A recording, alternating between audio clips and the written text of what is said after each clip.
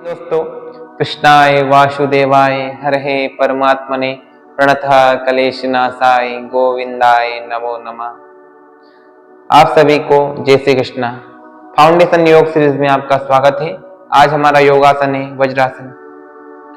वज्रासन आपके जीवन को कैसे बदल सकता है, वज्रासन करने के दौरान क्या सावधानी रखनी चाहिए, अगर आप नियमित रूप से भोजन के बाद 10 मिनट तक वज्रासन करते हैं तो आपके जीवन में क्या क्या बदलाव हो सकते हैं। अगर वज्रासन में बैठने के बाद प्राणायाम किया जाए तो कैसे आपकी मानसिक स्थिति को यह ठीक कर सकता है और कैसे वज्रासन आपकी चिंता और तनाव को दूर करता है, ये सब इस वीडियो में हम जानेंगे। सबसे पहले हम जानेंगे कि वज्रासन किस प्रकार किया जाता है। तो वज्रासन करने के लिए आपको इस प्रकार दंडासन में बैठ जाना है, जो कि दंडासन हमने आपको दूसरे योगासन में बताया था। इस प्रकार दोनों पैरों को कर लेना है सीधे और श्वास लेते हुए बाएं पैर को नितंब के पास लाना है इस प्रकार। फिर दाएं पैर को इस प्रकार पीछे नितंब के पास लाना है।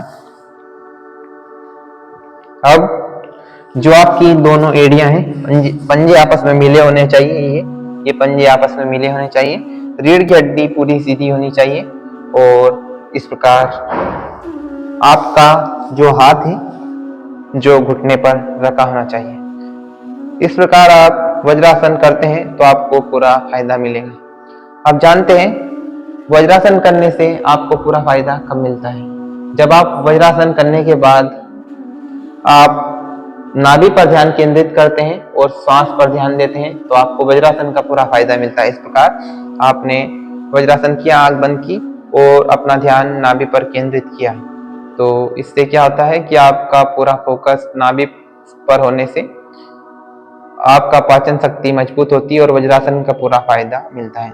जब आप वज्रासन करते हैं तो ब्लड सर्कुलेशन ऊपर की ओर आता है, जिससे भोजन जल्दी पच जाता है। और अगर आप वज्रासन करने के बाद वज्रासन कर रहे हैं भोजन के बाद और दाईं नासिका से सांस ले रहे हैं, मतलब सूर्य स्वर से, और दाईं नासिका से छोड़ रहे हैं, ऐसा आप 10 प्राणायाम कर रहे हैं तो आपके पेट में गैस बनने की समस्या, आपके कब्ज की समस्या सब स्वतः दूर हो जाएगी। अब बात करते हैं वज्रासन करने पर क्या क्या सावधानी रखनी चाहिए। तो वज्रासन में सबसे पहली सावधानी तो यह है कि आपको कभी भी रीढ़ झुका कर नहीं बैठना चाहिए।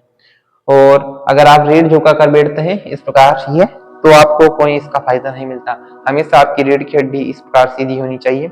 दूसरा ये कि अगर आपके घुटने में दर्द है तो यह आसन आपको नहीं करना चाहिए, और अगर करना ही चाहो तो फिर आप एक तकिया अपने पैरों के नीचे रखकर कर सकते हैं।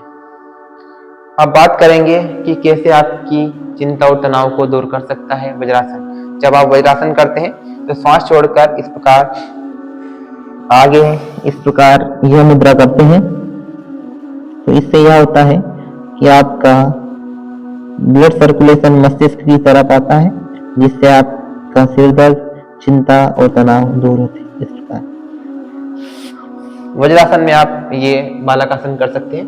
और लास्ट हम वो क्रिया बताएंगे जो आपकी मेधा शक्ति को और बुद्धि शक्ति को बढ़ाएगी। तो वह क्रिया है, इस प्रकार करना है।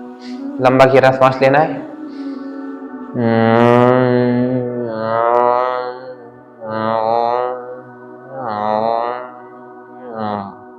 अगर यह क्रिया आप वज्रासन में बैठकर करते हैं तो आपकी मेधा शक्ति, आपकी बुद्धि शक्ति और आपकी भूलने की समस्या दूर हो जाती है। तो साथियों, ऐसे ही फैक्ट जानने के लिए और आसन को बेसिक से सीखने के लिए हमारी फाउंडेशन बेस सीरीज से जुड़े। यह सीरीज आपको केवल आसनों के बारे में जानकारी नहीं देगी, बल्कि आपको एक प्रशिक्षित योग के विषय में योग शिक्षक भी बना सकती है। और जैसे कि इसी सीरीज में अगली सीरीज हमारी रहेगी कि हर रोग के अनुसार कौन सा आसन किस रोग में फायदा करता है, वह जल्दी प्रारंभ करेंगे। लेकिन वह तभी प्रारंभ होगी जब आप सभी आसन करना सीखोगे। इसलिए इस सीरीज से जुड़े। कृष्णाय वासुदेवाय हरे परमात्मने प्रणतः क्लेशनाशाय गोविंदाय नमो नमः। जय हिंद, जय भारत।